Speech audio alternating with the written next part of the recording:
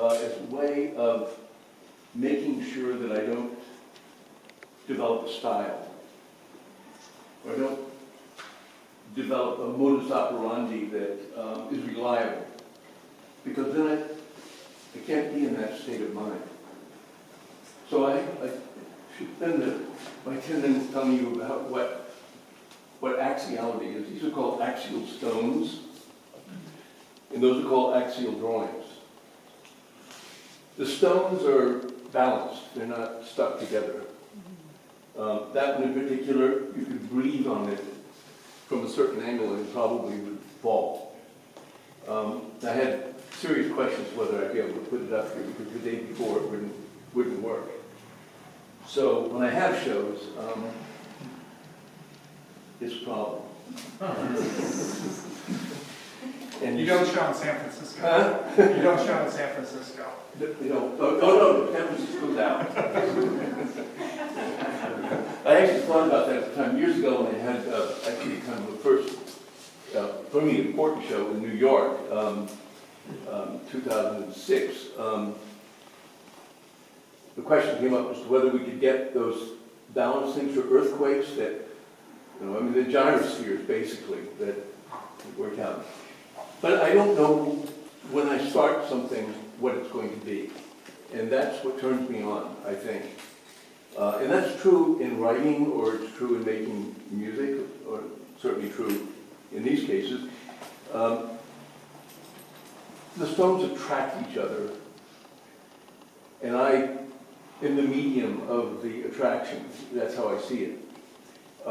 For me, it's as interesting to say that the material is alive as anything else I could say about it, because I relate to it as beings, as entities, as something that is willing to speak with me. As a matter of fact, in the drawings, which are done with two hands, people say, oh, you're ambidextrous. And I say, no, I'm non-dexterous. Because dexterity implies an evolved ability and skill. It's the very thing I'm trying to avoid. Because that would give me a sense of myself as having some kind of primacy, some kind of superior quality. And I really don't think I look for that in art. I don't look for superior qualities. I look for a superior state of being. And that's very individual. I don't promote my values particularly. I promote the underlying values. The principle, I think, is the principle of being, the principle of life. Axiality is the state of being optimally centered in where you actually are. So when you're working with a material from that point of view, you're building a relationship with the matter as though it were equal to you. And you are not going to dominate it. If anything, you'd be more likely to want to surrender to it. But obviously that's not what happens, because a negotiation occurs between you and, in this case, the stones. Or in the drawings, I'm working with a space, whatever size it is, and I have my basic colors that I use the same ones over and over again, indiscriminately. And I put multiple brushes in one hand and a bigger one in the other hand, and I put myself in, as best I can, in a state of receptivity to that actual situation, whatever that. I don't characterize it. I try to get beyond any idea about what's going to happen. It's impossible, of course. So you're in this kind of dialogue. And the dialogue is between wanting to make something that attracts you and you like and is good and will speak to you, and therefore very possibly somebody other than you. But you also don't want to manipulate that. You don't want to mess with that state. So you're in this oscillatory state between would do and whatever it is. So the dialogue ultimately is between gravity and levitation, what keeps you up. We are creatures that somehow found a way to go from all fours, if we accept the evolutionary picture, which is a nice story, so might as well work with it. If we imagine ourselves having gone from 4-1-4 to 1-2, what happened in that transition? What allowed that event to occur? It's very much like plants growing up. How do they do that? Well, you can study it, and I have, and you can understand the principles involved in how they got there to where they are. The response to environment, liquid, going through the structure of their cells, all that sort of thing. But we did something unique in being, we're the only creatures with a double curved spine. So we're actually this balancing thing that's walking along. If you slow down a picture of somebody walking, you'll see that the whole, except when it's difficult because people are very rigid in how they appear. It's a social factor, not a dynamic factor. But a person who's very free, young person, best of all, before people are trying to look like other people, when they're really happy just being who they are. If you're walking along, it's actually going sort of like this. The three parts of the body are in waves as they move. This is very, very beautiful in itself, to see that. But we don't pay attention to it in ourselves. So I practice disciplines that pay attention to that. I've been doing Tai Chi for decades. And one thing you become aware of is how your weight is and how you're moving. So you realize that you're always in a precarious state. Your body is trying not to fall over. And so most people develop habits of stability. And then in order to do that, we block the natural state. So I try to practice an art that allows this gravitation to recapitulate the choice of being that makes us upright. That's how I am. I was born that way. So I want to embody that state and not produce further ideas about that state. I want to see what it's, the richness of inhabiting that as it is, however long that takes. Drawings are very quick, but they're the result of many decades of studying the principle that produces them. With the stones, for instance, I wasn't thinking of them as art when I first started doing it. I tell the story in this book, which I don't have a lot to say about the stones as such, but the book found a lot to say about them, Axial Stones. And in this book, I try to track the process by which each of these occurred. And they're very much the product of their place. The stones retain the energy of the place from which they come, and they produce a connection with that place. So there's some kind of energetic exchange going on. I try to have the permission of the stone to take it away from where it goes. And I developed various devices to convince myself that I got the permission. I don't change the stones ever. So calling these sculpture is problematic because sculpt comes from to cut and has to do with altering the substance. I'm not against that, I just don't want to do it with stones. I'm altering paper and I'm altering that, and I'm altering their condition, but I don't want to alter them intrinsically.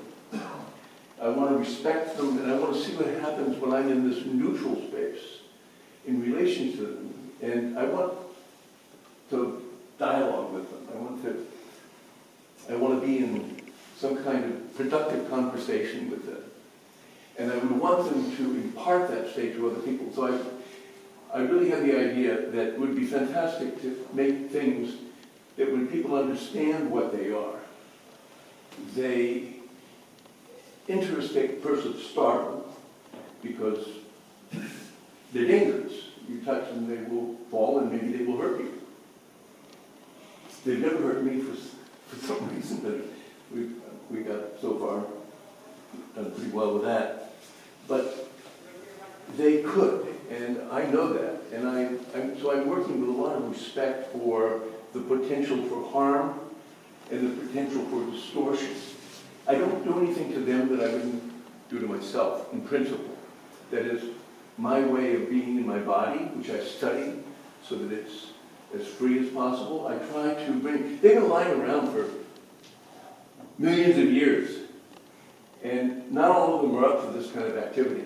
That's the first thing that tells me that there's consciousness there, which is that some of them are willing and some of them just are not willing. I never try to get them to do something they don't want to do. So I try to put myself in this basic state in which I'm asking them to tell me if this is what they want to do. So I have to be very, very quiet, very, very open to, and sometimes I succeed, so, because here they are. So it's a dialogue. So I could go on, really, I could talk a long time about this. But Do you ever put them back where you found them? put them back. Yes. That's a tricky thing, because first of all, most of them have been moved in the last million years, mostly by natural things. But otherwise, too, I don't check on their pedigree. But I do, and I also don't try to understand them geologically. Even though I once studied geology, I try to forget everything I know about stones, because I want this stone to be this thing, and this entity, and this event, and I don't want it to be anything like anything that I think has happened before. Just clean that out of my mind. How long does it take you to find the balance point? I'm sorry? How long does it take you to find, say, between these two here? That's also an impossible kind of question to answer, but I would say some have happened in a moment. You see them together, you see them together when they're apart? You already see them together?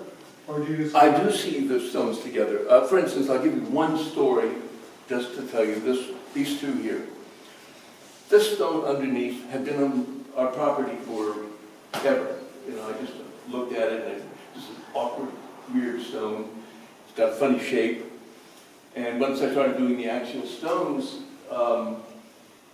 I tried to do something with it and I couldn't. So I said, obviously this doesn't want to play with me. And then this stone, I brought from a great distance from Bashfish Falls, all the way down south to my house, our house. And I brought it there and I said, it's got a very strange state. So I'm not going to be able to do anything with this either, but I like it, so I'll keep it. And then this stone allowed me to relate it to the one under, because they were both bent in sort of the same way. I'm pretty convinced this is the only way these stones could work together. That took me quite a while to find that. Because it's not light, it's not very light either. These are not light, no. I've done some heavier ones than that too. It's not my preference to work with really heavy stones.